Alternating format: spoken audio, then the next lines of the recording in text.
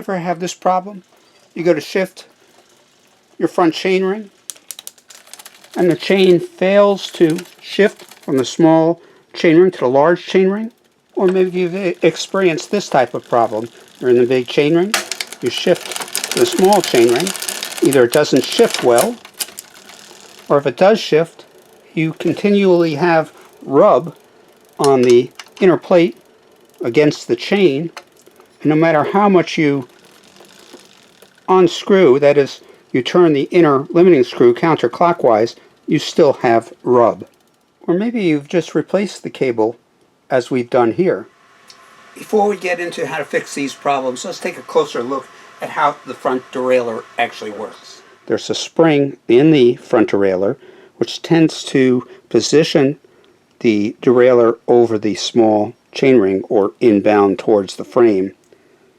The cable itself has a certain amount of tension, and when we shift and increase the tension in the cable, it brings the derailleur towards us over the large chainring and shifts the chain onto that large chainring.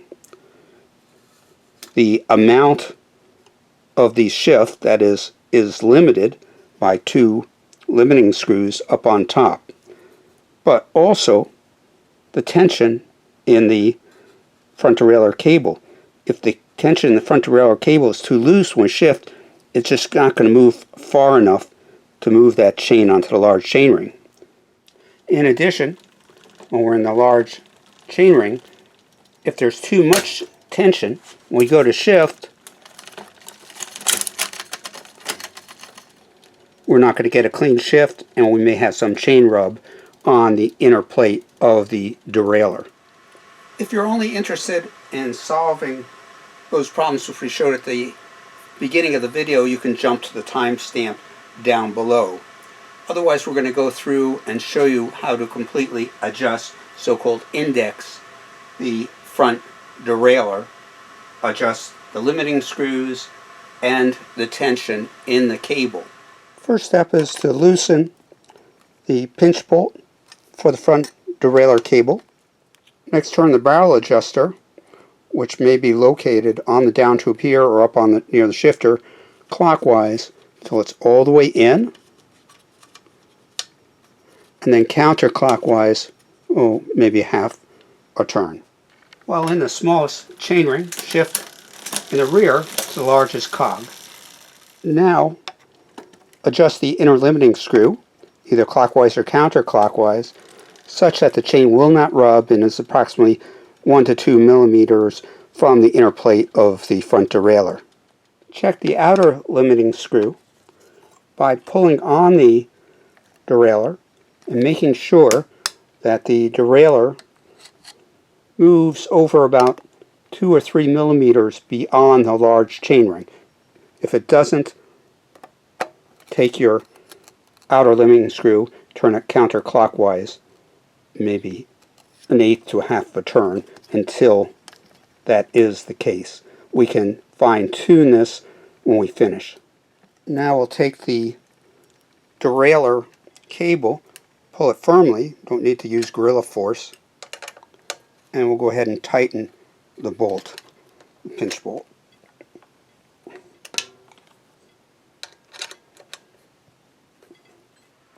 Now we're ready to make any final adjustments to the outer limiting screw, which will control how far out the derailleur moves, as well as the cable tension for the front derailleur.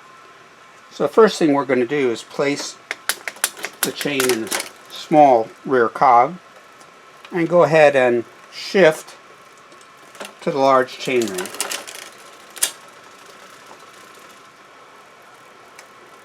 Here it's shifted nicely, but should the chain come off when we shift, I would go ahead and shift back to the small chainring, take the pressure off the spring of the derailleur, turn the outer limiting screw, that's the one furthest away from the frame in this case, in about 1/8 of a turn, and go ahead and try it again.